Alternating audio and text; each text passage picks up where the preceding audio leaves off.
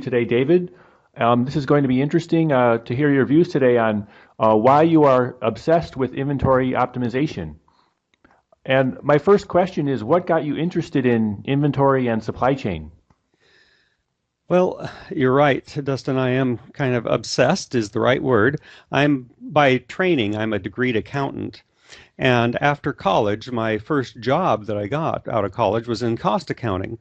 And I really loved the relationship between financial reports and physical activities that took place, such as production and inventory backflushes and MRP activity, inventory activity, things like that. And as a result, I quickly learned that cost accountants are really kind of the financial messengers of inventory performance. And you know what can happen when the messenger brings bad news. Well, sometimes that happens, right? And also, the cost accountant is the logical interface between external auditors and operations. So I was oftentimes responsible for overseeing and organizing inventory audits, justifying inventory reserves, rollouts of capitalized operations costs into inventory, and other things of an accounting nature that related to operations. Well, you describe yourself as obsessed with inventory optimization. What do you mean by that?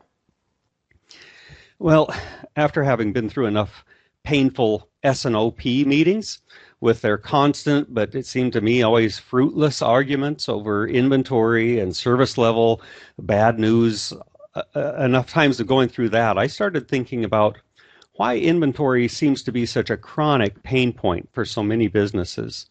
And I realized that there were great tools for structuring a supply chain. Oh, great tools exist right now for designing tiers and nodes and things like that.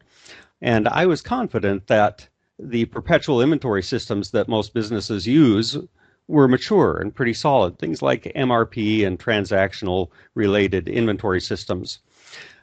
I also knew that there was a reliable estimate way to calculate average inventory on hand. It's a very simple heuristic. Everybody knows it.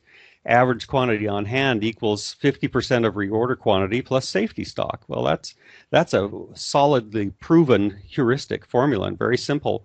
So it was clear to me that the challenge of this very simple heuristic was in correctly quantifying the safety stock or the buffer inventory piece of it. That was the real challenge, and that's what I kind of got obsessed with. Well, according to my understanding, buffer inventory is simply extra inventory on hand to protect a target service level against random variations in demand and supply. And then if you do a quick Google search, there'll be plenty of spreadsheet-friendly, data-driven statistical formulas. There's also a lot of ERP systems that calculate recommended safety stock levels based on forecast error. But my question is that you concluded that these time-honored algorithms were wrong. Why is that? Well, what I couldn't figure out was if these approaches work so well, why does inventory continue to be that big pain point that it seems to be for every company, certainly every company I've ever worked for? So my obsession kind of began there. I started a deep dive into the various calculations and formulas. So, for example, many formulas use a Z factor, and that supposedly converts a service level to a formula multiplier. So a higher service level, a higher target service level equals a larger multiplier or a larger Z value. And it seems very simple. But that commonly used Z factor that's in virtually every formula you'll find with a Google search, it reflects the probability of no stock out events in a given time period, say something like replenishment lead time. But in the real world, businesses simply don't measure stock out events. They measure quantities, such as how many units were late, how many order lines were late. It's a fill rate measurement, it's quantity measurement. And even the Wikipedia article on service level will tell you that an event-based calculation is harsher than a quantity-based one.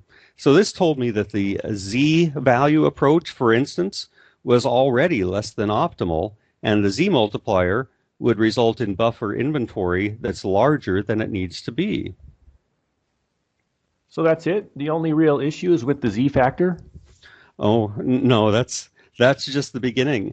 There are about 10 important real-world factors that are either not addressed correctly or not addressed at all in the common formula. So here's a non-statsy, common sense, intuitive factor that is overlooked in most buffer formulas, and the ones that do try to address it, they don't do so correctly. And that is replenishment cycle. In other words, how much time goes by between reorders? Well, everybody in supply chain world knows that small MOQs result in frequent reorders, and large MOQs cause infrequent reorders. That's obvious. And so everybody knows that frequent reorders mean frequent receipts.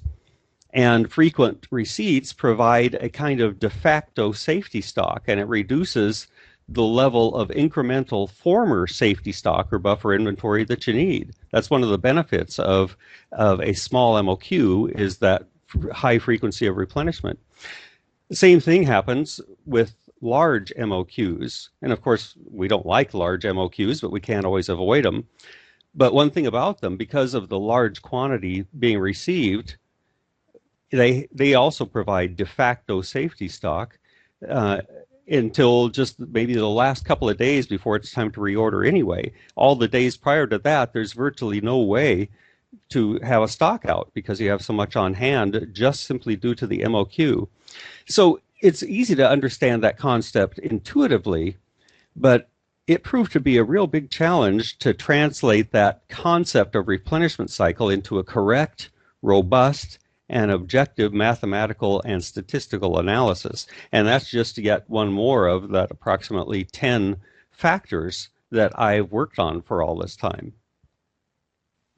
Well, thanks, David, for sharing your obsession with inventory optimization today. It's my privilege. Can you provide a brief background of yourself?